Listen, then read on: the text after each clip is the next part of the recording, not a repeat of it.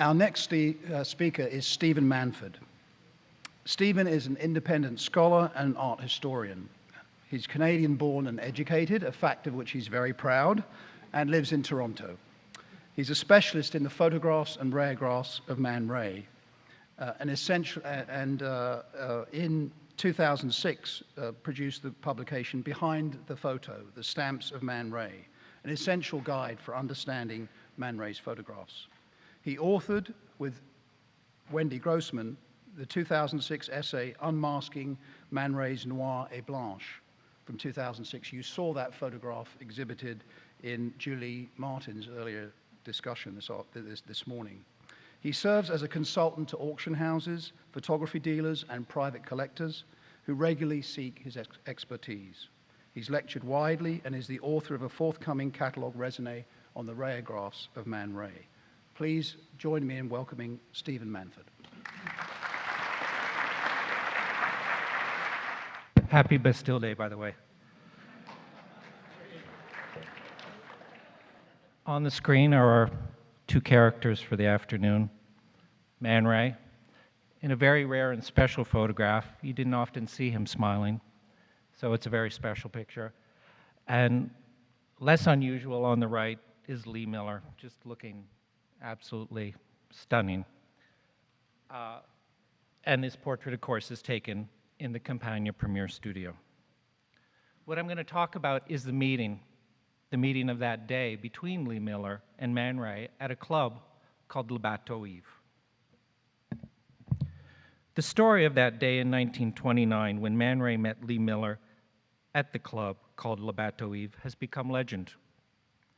The tale of their first encounter in Paris has chiefly been recounted by Lee Miller herself. Therefore, I want to take a look at the story from Man Ray's perspective. We'll examine his photographs and negatives, his letters and notes, and consider a rayograph. In the process, besides exploring the site of their first meeting, Le Bateau Ivre, I'll speak about their courtship. We begin with the meeting, as recalled by Lee, in an interview with Mary Omaya, published in 1975. She tells her story. And I'm going to ask Lee's son, Tony Penrose, to read her remarks. I got on a train and went to Paris and knocked on Man Ray's door and was told he had gone away for the summer. There was a bar not far from his studio called the Bateau Ivre, run by a Russian I knew from other people that Man Ray frequented it. I went over there to console myself, and the patron was very pleasant. I sat with him a bit in the upstairs dancing part, which was reached by a very turny iron staircase. While we were talking and I was drowning my sorrows, all of a sudden he said, "Why, there's Man Ray." And up from the floor first came a head, then shoulders, then a body. He came across and said, "Hello." And then the patron said, "This is Man Ray." And Man said, "What is your name?" And I said, "My name is Lee Miller, and I'm your new student." He said, "I don't have students." He said he was leaving for Biarritz the next day. And I said, "So am I." Thank you. Now, if I could get him to read the rest of it. Before reviewing this extraordinary narrative, it should be noted that Man Ray himself never exactly corroborates Lee's story. Indeed, the Bateau Ivre and the meeting with Lee are not mentioned in the famous autobiography, Self-Portrait. However, in looking through the notes Man Ray made as he prepared his memoirs, I'm already there, I discovered an index card proposing the topics he would cover in his discussion of Lee. First on the list is the Bateau Ivre. This card dates from about 1960, a decade in advance of Lee's interview. But let's return to her story. For those new to Man Ray's Montparnasse neighborhood in the year 1929, let me point out to the studio on this period map. So Campagna Premiere is right here, and he is right down at, Man Ray is right at the bottom of Campagna Premiere. And here, as you've seen already, here are the studios of 30 and 31 bis Rue Campagne Premiere. So this door is 31, excuse me, and this is 31 bis. This was Man Ray's studio from the summer of 1922 till mid-1935. And this picture is taken across the street on Boulevard Raspail, which has already been referred to. And here is the door for 31 bis Rue Campagne Premiere. One entered Man Ray's world through this door. The interview with Lee suggests that she first went to the studio and is told he has left for his holidays. But she also must have been informed by someone that perhaps he has not left Paris yet, because it is suggested that she go to his local haunt, Le Bateau Ivre. Dramatically, Man Ray appears while Lee despairs. They exchange words, and if we are to believe the rest of the story, Lee Miller picks up Man Ray. Fortunately, even today, an array of artifacts from Man Ray's life illuminate the historical moment of the meeting between Lee Miller and Man Ray. Our starting point is a grand rayograph made early in 1929. In the fall of 2002, this cameraless photograph appeared at Sotheby's in New York at their photographs auction. The image itself measures 11 by 15 inches, and it is mounted on a board measuring 25 by 19 inches. The lettering and construction are entirely the work of Man Ray. It is this object itself which initiated my interest in the Bateau Ivre and the meeting. From the original poster, we glean critical information. The Bateau Ivre is a real place, not imagined. This object is our evidence. The club featured live music and served alcohol. We now also have an address, 3 Place de l'Odéon. The object itself is a unique advertisement created by Man Ray. As to the subject of the image, what we are looking at is the distorted silhouette of a ship in a bottle. The image is a clever play on the name Bateau Ivre, which means drunken boat. He clearly documented the making of the ship in the bottle. One such camera negative is on the screen here, with a virtual positive on the right. That's my right, not your right. One need only imagine a sheet of photographic paper placed under the bottle. It was a challenge for me to correctly date this rayograph. I hoped that the accurate date of creation would also give us a date for the club. Previous to the auction sale, it had been dated 1924. The first accurate date came after I had undertaken thorough research of the 1920s, and I got lucky. Arts and Decoration magazine was published in New York. It ran for less than 25 years, ceasing publication with the war. On the screen is an image of page 69 from the September 1929 issue. At the center is the Bateau Ivre rayograph. The article in which the rayograph is reproduced was entitled, "What Americans Are Seeing in Paris." On the screen now is a detail. Below the reproduction, the caption reads, "Photograph of a poster by Man Ray for the popular new artist cabaret in Paris, Le Bateau Ivre, quite recently opened on the Place de l'Odéon."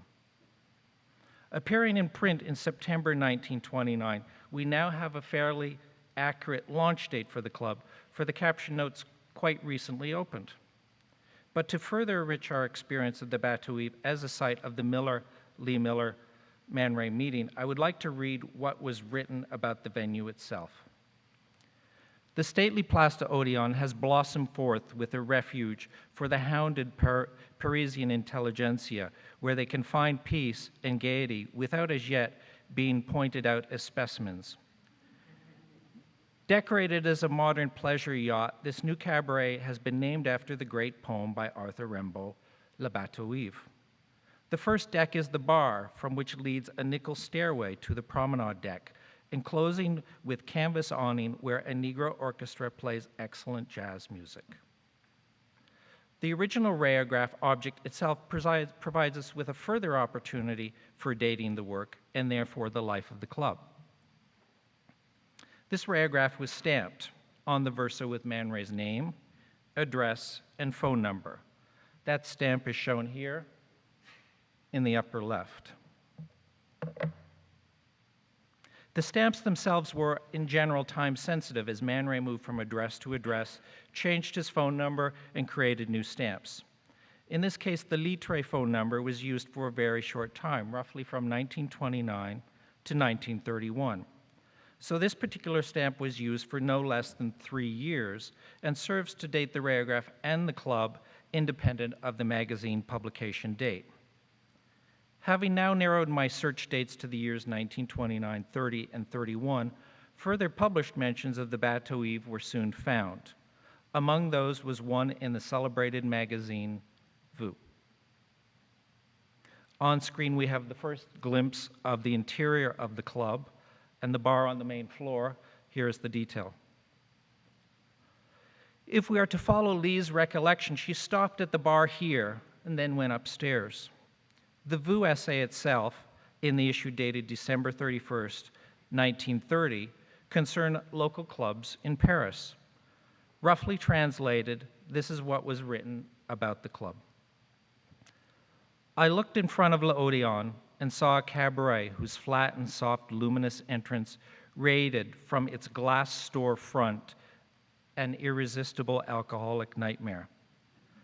I found inside all that I needed necessary to finish the evening properly in the best possible environment. A well-held bar, a gracious barman, and on the first floor, a small triangular room like the prow of a ship. Once we left this drunken boat, I resembled a mast who came undone in a storm. The Bateau Ivre was in operation well into 1932. 2 artifacts date from that year. In an unpublished letter from April 30th, Man Ray writes to Joella Levy at the Julian Levy Club, and it's spoken of in this last paragraph. What he writes is this: I have nothing to do with the opening of a boîte de nuit, except that I have adopted the Bateau Ivre as my trysting place and helped decorate it so that I can feel at home in it. I take all my friends there and give them free drinks. As soon as it gets popular and crowded, I shall seek more private locations. While these remarks make clear that Man Ray had no business stake in the Bateau Ivre, we see further evidence of his creative involvement. The rayograph was not merely a one-off, but reproduced as a poster and used in advertising around Paris. To these promotional campaigns, we now learn that the club's decoration was Man Ray's own. Yet there is still further evidence of Man Ray's ongoing branding of the club. The Musée Picasso in Paris has preserved every bit of paper ever addressed to Pablo Picasso. Among the ephemera I have come by is a postcard by Man Ray announcing an event at Le Bateau Ivre. On one side is a reproduction after a Man Ray drawing. Not surprisingly, it is a maritime theme. We see the front of a boat with an anchor, made more alluring by the addition of a mermaid who seems to be posing for the artist. It is entirely in the hand of Man Ray. The drawing is dated 1932 and signed by him. The verso notes an event to be held at the club on the evening of April 20th. Neither postcard, poster, commissioned rayograph, or the decoration of the club should come as any surprise. Man Ray was equal parts Renaissance man and entrepreneur. These opportunities provided him with the challenges he sought as an artist, and any variations were a welcome respite from day-to-day photography. The postcard and rayograph poster provide us with the club address, 3 Place de l'Odeon. Let's wander Paris and find the building site as it looks today. Books on Lee Miller typically describe Le Bateau Ivre as close to the Campagna Premier Studio. Carolyn Burke's biography of Lee states that she crossed the Boulevard Raspail to the Corner Cafe, climbed the narrow iron staircase to the 2nd floor, sat down to sip Pernod with the owner. I'll just point out again. There's the studio. This is Boulevard Raspail that goes up here. Unfortunately, if we were to follow the biographer's instructions, we would, in fact, be going the wrong direction. The club was nowhere near the Boulevard Raspail, nor was it particularly close to the studio, as Lee Miller suggests. Let me show you the location of the club. It's right up there. We see from our map that one had to pass by or go through the Luxembourg Gardens, which, for you not familiar, is the second largest park in Paris, before approaching the horseshoe shape where the club was found. I've walked from the studio to this site, and it takes 20 minutes if you walk quickly. We might speculate as to whether Lee walked or took public transit. Regardless, the case to be made is to overturn any notion that Lee casually popped in next door to Le Bateau Ivre. Here's a sweeping panorama of Place d'Odéon. Number 3 is the 4th building. So they're numbered 4, 2, 1, 3, and then this is Rue de l'Odéon here. It is a small, hidden-away street like much of Paris. The architecture has changed little.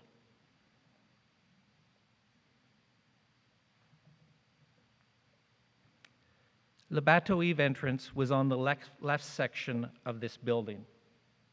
So here it is here, and this is the site, roughly as it's shown here. This is a more recent image of the site. You can see that the scaffolding now covers the building next door. The confirmation that I'd found the correct site did not come until some time later when I'd gone through more of Man Ray's original negatives. At the Centre Pompidou, I found 4 related medium format glass plate negatives, including this general view. I'm showing you a virtual posit of the negative. These images of now and then compare well. You may notice that the street sign has not been changed or moved. It's the same sign. Up here and up here. And I double-checked. I went to every building on the whole street and I photographed every sign. And these are the only 2 that actually match.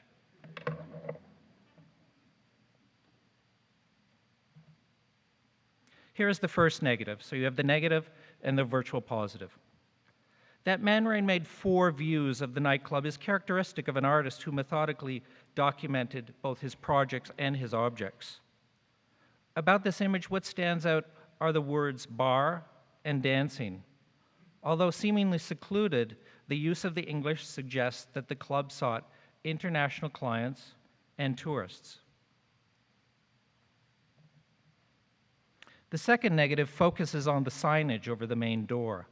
Given that Man Ray had once worked as an illustrator in New York, having crafted the lettering and graphics on everything from atlases to magazine covers to Duchamp's Belle Hélène bottle label, one wonders if Man Ray was drawn to the typeface or in fact had a hand in the design.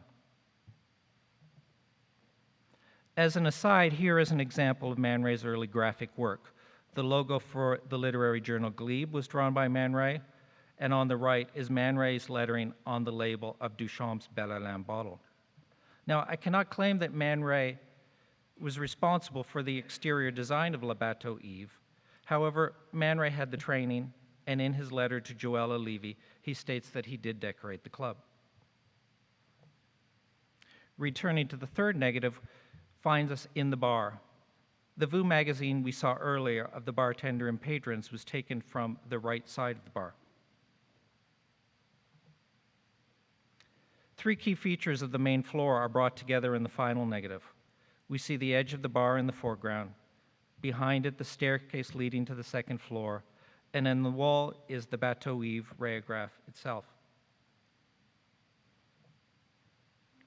The rayograph heralds the club, and it identifies the interior space. I show you a detail in which you can see a bit of the original poster.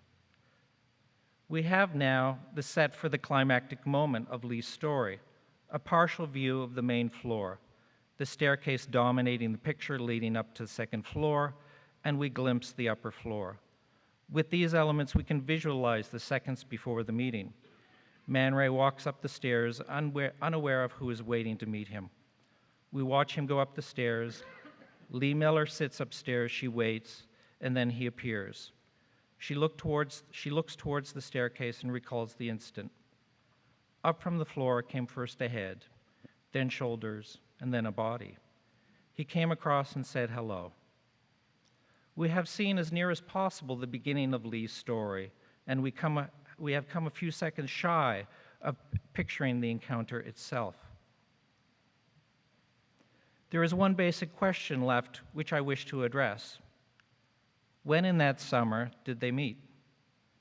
For the moment, I don't have a day. Rather, I want to suggest an alternative.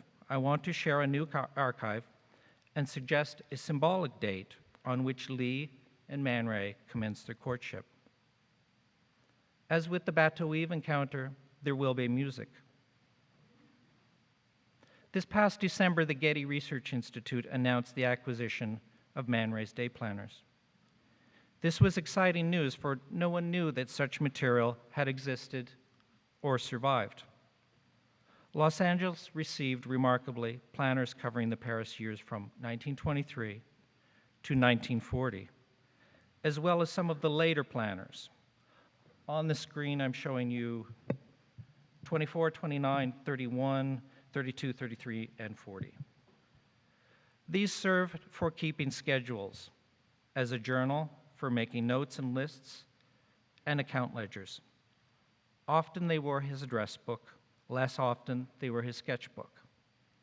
Before proposing my courtship date, let me show you, as an introduction, a few planner pages which specifically involved Lee Miller. When Lee appeared in the Man Ray planners, it is Lee Miller herself writing. Such notes were private and intended for Man Ray alone. At times, the missives were short. Here, for example, on January 10th, she writes simply, Lee girl. Other days, she is the manager, giving Man Ray instructions of his duties for the week. She counsels him one day, arrange press, be nice. Does that sound like her? Okay. Then on a largely unused page, she writes across it, I love you. Unfortunately, other notes by Lee suggest turmoil. On June 26, she writes, Lee girl, all bloody. In time, we may decipher these words. This was clearly a love affair of intensity. Some claim that Lee was the great love of Man Ray's life. There is evidence that in the beginning anyway, that Lee was equally in love with Man Ray. Among the planner's many highlights are pages of doodles by Lee. I show you one double page. Lee writes her name. She signs her name. She takes his name. All the variations are considered. Lee Ray, Lee Man, Man Lee, and Lee Man Ray. She stops shy of scribbling, Lee loves Man Ray, but that is the gist of it. This is from the final pages of the 1929 planner. Such texts show that the relationship had grown rapidly since their meeting in the summer of 1929. The courtship, though, I propose, began in September of 1929, after the holidays were done and they were together and working in Paris. Specifically, I want us to consider the week starting September the 15th, 1929. It was not a busy week, as the pages indicate. Man Ray was starting back to work after the summer away with Lee. There is a note for the 20th. Otherwise, no appointments are logged for the week. When I first read over this page, I was puzzled and slightly excited. The first three lines on the page covering the 17th and 18th were clearly Lee Miller's handwriting. This alone was noteworthy because they were the first notations by Lee Miller in Man Ray's planners. For me, they are the earliest empirical evidence of Lee Miller in Man Ray's life. If you're not familiar, there's Lee, and this is Man Ray. The two lines written below Lee's are the handwriting of Man Ray. The notes seem to be linked. Victor and Columbia were record companies, and the numbers indicated a catalog reference. Here and here. This suggested music. Indeed, they were songs.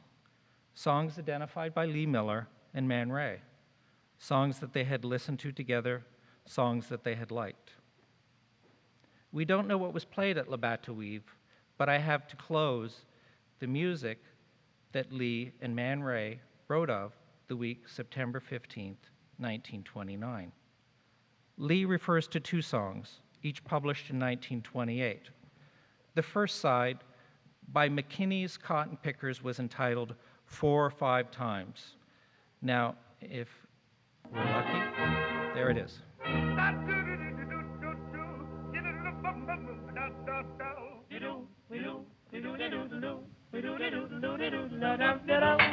I never a flop, I started on top, who did he down? Just keep rolling, keep the ball rolling. On the other side of the disc was a recording by Clifford Hayes' Louisiana Stompers entitled Blue Harmony. There are no lyrics for this song, but here is a clip.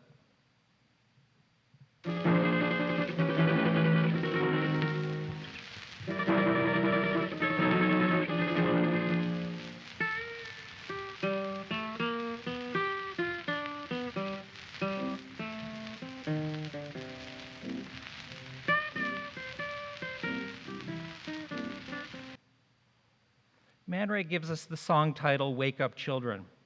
This created a headache for me since he didn't get the title correct.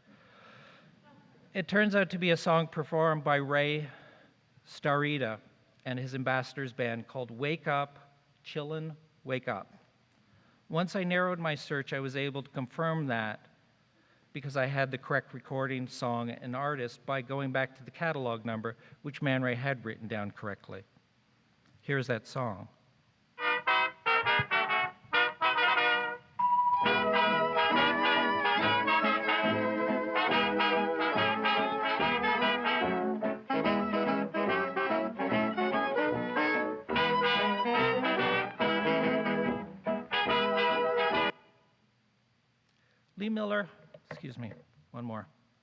Lee Miller and Man Ray fittingly met and fell in love, surrounded by the music of their time.